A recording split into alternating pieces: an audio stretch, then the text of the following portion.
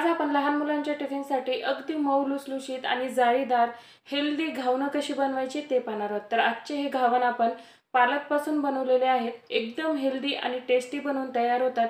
मुलांच्या टिफिनमध्ये दिलात कितीही वेळ ठेवलात तरी देखील अशीच मऊ लुसलुशीत राहतात आणि चवीला एकदम जबरदस्त बनवून तयार होतात। सकाळच्या घाईमध्ये फक्त 5 ते 10 मिनिटांमध्ये हे घावणं बनवून तयार होतात। चला तर मग सुरुवात करूया। नमस्कार, कुक विथ मनीषा यूट्यूब चॅनलमध्ये तुम्हा सर्वांचं खूप खूप मनापासून स्वागत आहे। रेसिपी सुरू करण्याआधी तुम्हाला एक निवेदन आहे। तुम्हाला जर आजची ही रेसिपी आवडली तर एक लाईक नक्की करा। चॅनलवर नवीन असाल तर सबस्क्राइब करा। बाजूचं बेल आयकॉन क्लिक करून ऑलवर क्लिक करा। त्याने माझ्या व्हिडिओचं प्रत्येक नोटिफिकेशन सगळ्यात आधी तुमच्या मोबाईलवरती येईल। तर सर्वात आधी इथे आपल्याला पालकाचे घावण बनवण्यासाठी पालकाची प्युरी बनवून तयार करायची आहे। त्यासाठी इथे मी 1 कप पालकाची पानं स्वच्छ 2 ते 3 पाण्याने धुवून घेतलेली आहेत। सध्या पावसाळा आहे त्यामुळे भाज्यांवरती खूप सारी माती लागलेली असते, त्यामुळे 2 ते 3 पाण्याने स्वच्छ धुवून घेणे हे गरजेचं आहे। त्यानंतर इथे मी गॅसवरती पाणी गरम करायला ठेवलेलं आहे। पाण्याला छान उकळी आलेली आहे। फक्त 1 कपभर पाणी गरम करायला ठेवायचे। खूप जास्त पाणी गरम करायला ठेवायचं नाही, नाहीतर ते पाणी फेकण्यात जातं। तर 1 कप पाण्यामध्ये इथे मी 1 कप पालक घातलेले आहे। पालक इथे आपल्याला खूप जास्त बॉईल करायचं नाही, हलकासा याचा कच्चेपणा गेला पाहिजे। फक्त 1-2 मिनिटासाठी आपल्याला हे बॉईल करून घ्यायचं आहे। तर इथे तुम्ही बघू शकाल 1 ते 2 मिनिटे हे मी छान असं बॉईल करून घेतलेलं आहे। तर आता हे आपण काढून घेऊया।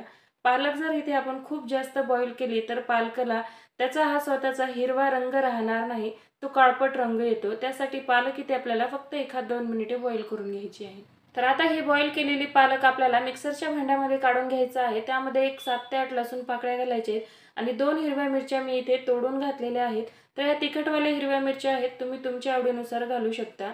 तर हे प्युरी आपल्याला पूर्णपणे थंड करून करायची आहे, गरम असतानाच तुम्ही मिक्सरमध्ये फिरवू नका। तर इथे मी ही पालकाची पाने पूर्णपणे थंड करून मिक्सरला प्युरी करून घेतलेली आहे। तर आता या सेम मिक्सरच्या भांड्यामध्ये इथे आपल्याला 1 कप तांदळाचं पीठ घालायचंय। तर तांदळाचं पीठ हे कपामध्ये भरत असताना त्यामध्ये मी 2 चमचे ज्वारीचे पीठ देखील घातलेलं आहे। ज्वारीचे पीठ घातल्याने तांदळाचे जे आपण घावण बनवणार आहोत ते अगदी असे चिवट होत नाहीत, छान असे मऊ लुसलुशीत बनून तयार होतात। त्यानंतर यामध्ये आपल्याला चवीपुरतं मीठ घालायचं आहे आणि 2 चमचे दही घालायचं आहे। दही नसेल तर अर्धा लिंबाचा रस तुम्ही यामध्ये घालू शकता। दोन्हीपैकी कुठलाही एक पदार्थ घालायचा, म्हणजे काय होतं ना, पालकामध्ये खूप जास्त प्रमाणामध्ये लोह असतं आणि ते लोह आपल्या शरीराला मिळावं त्यासाठी यामध्ये आपल्याला लिंबाचा रस किंवा दही घालायचं आहे। जर आपण लिंबाचा रस किंवा दही घातला नाही तर पालकामध्ये जे लोह असतं ते युरिन थ्रू बाहेर पडतं आणि या पालकमधले जे न्यूट्रिशन्स असतात ते आपल्या शरीराला मिळत नाहीत, त्यासाठी हे घालणं खूप गरजेचं आहे। त्यानंतर यामध्ये मी 2 कप पाणी घातलेलं आहे। 1 कप तांदळाच्या पिठासाठी ते आपल्याला 2.5 कप पाणी घालायचं आहे। पालक बॉईल करताना त्यामध्ये अर्धा कप पाणी शिल्लक होतं, त्यासाठी यामध्ये मी 2 कप पाणी घालून मिक्सरला छान असं याचं बॅटर तयार करून घेतलेलं आहे। तर इथे तुम्ही बघू शकाल अगदी परफेक्ट असं बॅटर बनवून तयार झालेलं आहे आणि तुम्ही बघू शकाल फक्त 2 मिनिटाच्या आत मिक्सरच्या भांड्यामध्ये इथे आपलं घावणासाठी बॅटर बनवून तयार झालेलं आहे। तर हे बॅटर आपल्याला रेस्टसाठी ठेवायची गरज नाही, पटकन बॅटर बनवलं का लगेचच आपण याची घावणं घालून घेऊ शकतो। तर गॅसवरती तवा गरम करायला ठेवलेला आहे। तर तवा छान कडकडीत गरम करून घ्यायचा आणि छान असं या तव्याला तेलाने ग्रीस करून घ्यायचं आहे। तवा छान कडकडीत गरम झाला का यावरती आपल्याला बॅटर सोडून घ्यायचं आहे। तर बॅटर हे तव्यावरती सोडत असताना सुरुवातीला कडेने सोडायचं आणि त्यानंतर मध्यभागी सोडायचं, कारण काय होतं ना, तवा जेव्हा आपण गरम करतो तेव्हा मध्यभागी हा तवा खूप जास्त गरम असतो, त्यासाठी सुरुवातीला आपल्याला कडेने बॅटर सोडून घ्यायचं आहे।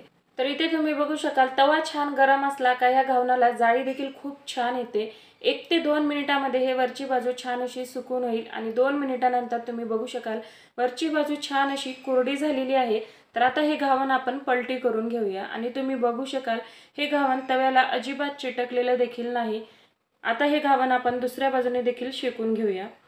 तर घावण शक्यतो दुसऱ्या बाजूने शेकून घेत नाहीत, पण थोडंसं शेकलं का दोन्ही बाजूने एकदम छान असं खमंग बनवून तयार होते, त्यासाठी मी दुसऱ्या बाजूने पण शेकून घेते। तर तुम्ही बघू शकाल दुसऱ्या बाजूने देखील हे घावण आपले छान असे शेकून झालेलं आहे।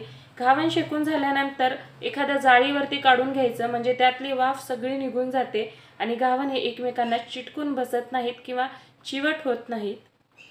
तर सेम पद्धतीने परत एकदा तवा छान असा कडकडीत गरम करून घ्यायचा, तेलाने छान ग्रीस करून घ्यायचं आणि त्यावरती आपल्याला हे बॅटर कडेने सोडून घ्यायचं आहे। जसं की मी सुरुवातीला सांगितलेलं आहे, बॅटर हे तव्यावर सोडताना सुरुवातीला कडेने सोडायचं आणि मग मध्यभागी। तर बोलता बोलता इथे तुम्ही बघू शकाल दुसरं घावन देखील आपलं बनवून तयार झालेलं आहे। तर मस्त असे जाळीदार घावणं बनवून तयार होतात। सकाळच्या घाईमध्ये फक्त 5 मिनिटामध्ये हे तुमचे घावन बनवून तयार होतात। संपूर्ण बॅटर आपण मिक्सरमध्ये बनवलेलं आहे, त्यासाठी अगदी झटपट अशी रेसिपी बनवून तयार होते आणि मुलांना देखील खूप आवडते। बऱ्याच आयांच्या कंप्लेन असतात की आमची मुलं पालेभाज्या खात नाहीत, तर त्यासाठी काय करायचं, तर अशा पद्धतीने तुम्ही लपवाछपी करून त्यांना देऊ शकता आणि ते खूप आवडीने खातात। आणि इथे तुम्ही बघू शकाल सेम पद्धतीने इथे मी काही पालकाचे घावणं बनवून तयार करून घेतलेले आहेत।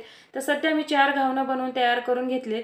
तर 1 कप तांदळाच्या पिठामध्ये इथे आपले 7 ते 8 घावन बनवून तयार होतात। तर तुम्ही बघू शकाल अगदी मऊ लुसलुशीत आणि जाळीदार असे हे पालकाचे घावणं बनवून तयार झालेले आहेत।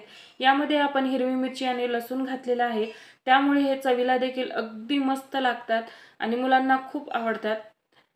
तर अशा पद्धतीने तुम्ही मुलांच्या टिफिनसाठी फक्त 5 ते 10 मिनिटामध्ये हे पालकाचे घावणं बनवून तयार करून देऊ शकता। अगदी झटपट बनवून तयार होतात आणि चवीला देखील मस्त लागतात।